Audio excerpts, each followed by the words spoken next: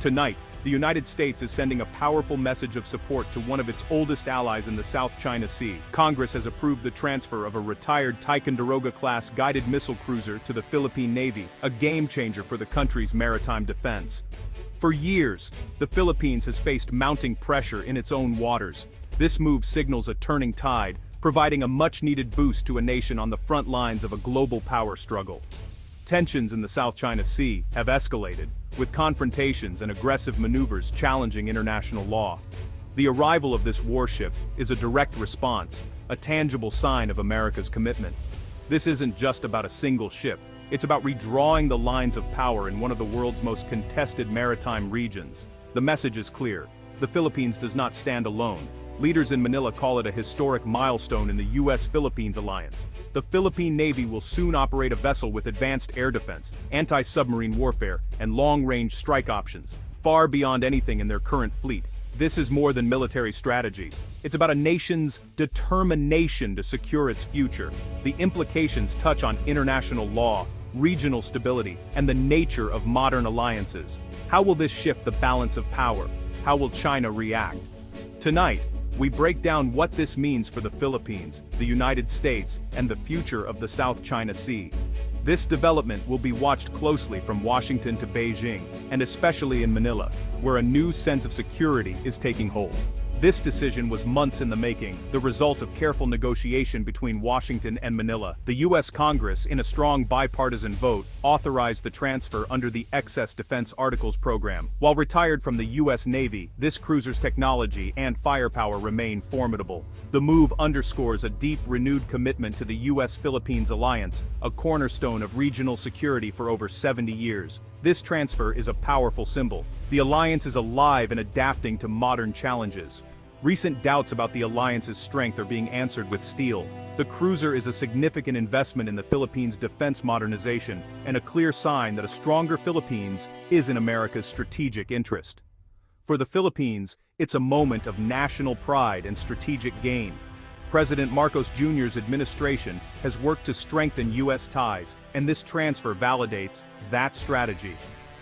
The Philippine Defense Secretary says this cruiser will patrol national waters and defend sovereignty, a floating symbol of resolve. The legal framework is rooted in shared history and mutual security concerns. Congress approved the transfer after reviewing evidence of coercive actions in the South China Sea and the need for a more robust Philippine defense. The overwhelming support sends a unified message. The United States stands firmly with the Philippines in upholding a rules-based international order.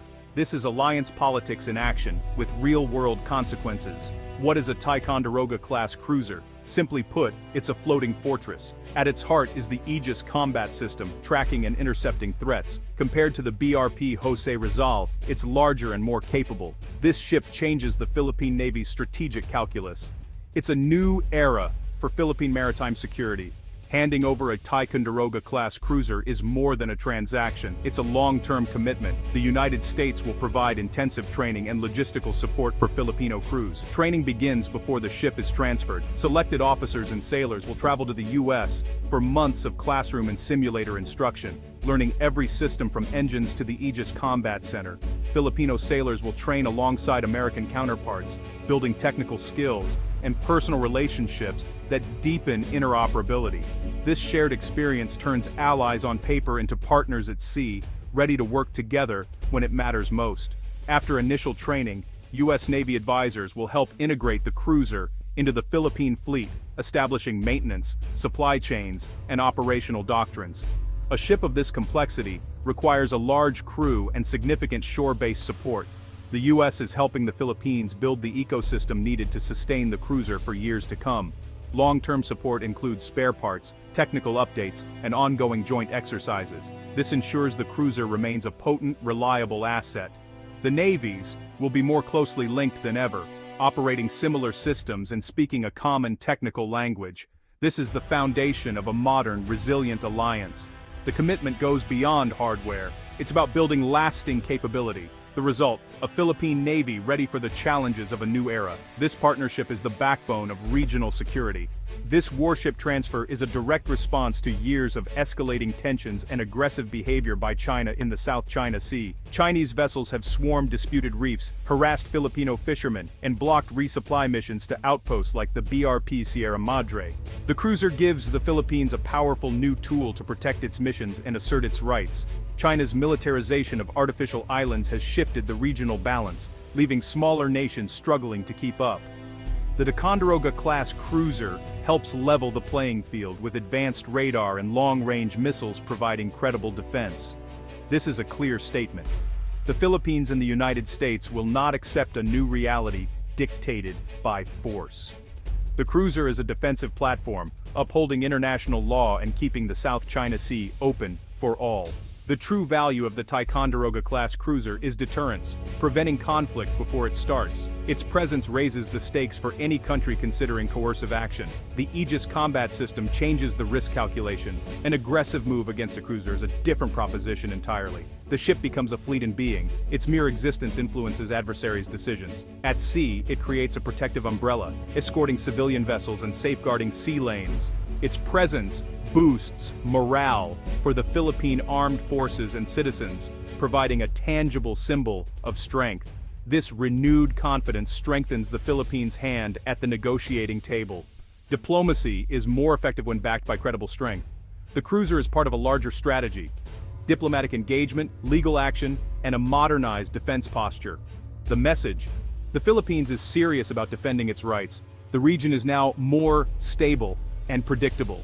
This warship transfer is part of a broader trend, strengthening security partnerships across the Indo-Pacific. Japan has provided the Philippine Coast Guard with modern patrol vessels, now the backbone of its West Philippine Sea operations. The US, Japan, and the Philippines form a powerful trilateral partnership, conducting joint naval exercises and coordinating strategies. Other partners like Australia and European nations are increasing their presence and support. This growing coalition sends a message. The stability of the South China Sea is a global concern. The Philippines is now the focal point of a broad network of alliances. The Coast Guard handles day-to-day challenges. The Navy, with its new cruiser, provides high-end deterrence. Overarching support from allies creates a layered defense. This collective approach makes it harder for any single power to dominate the region. An attack on the Philippines is a challenge to the entire alliance network. At the heart of the US-Philippines relationship is the 1951 Mutual Defense Treaty. For years there was ambiguity about its application to the South China Sea, but now the US has made its commitment clear. The transfer of the Ticonderoga-class cruiser is the physical embodiment of this ironclad promise. It's one thing to pledge support, it's another to provide the tools and train together for real defense. This move makes the treaty more credible than ever, deterring potential aggressors. The cruiser will be integrated into joint patrols and shared defense planning, creating a seamless defense posture. In a crisis, the two navies can act as a single coordinated force. The treaty provides the legal guarantee. The cruiser provides the military capability. Together, they form a formidable barrier to aggression. This is about preventing conflict by making the costs of aggression unacceptably high. By strengthening the Philippines, the US invests in regional stability. Disputes should be resolved through diplomacy and law, not force. The Mutual Defense Treaty is now a living blueprint for 21st century security cooperation. This story is about more than a ship, it's a symbol of renewed strength and national pride for the Philippines. The Ticonderoga-class cruiser signals that the Philippines is ready to defend its sovereignty and maritime resources. To the world, it's proof that the US stands by its allies with concrete action. It reinforces a rules-based order and freedom of navigation in the Indo-Pacific. For those who would challenge Philippine sovereignty, the cruiser is a clear warning: unchecked harassment is over. The ship marks a new line in the sand, drawn by a coalition dedicated to mutual defense. This transfer is the dawn of a new maritime age for the Philippines, a centerpiece of military modernization. It's not the end, but the beginning of a new chapter. The Philippines stands tall as a guardian of its seas, backed by allies and the resolve of its people. The cruiser is more than steel, it's the embodiment of hope for a secure, prosperous future.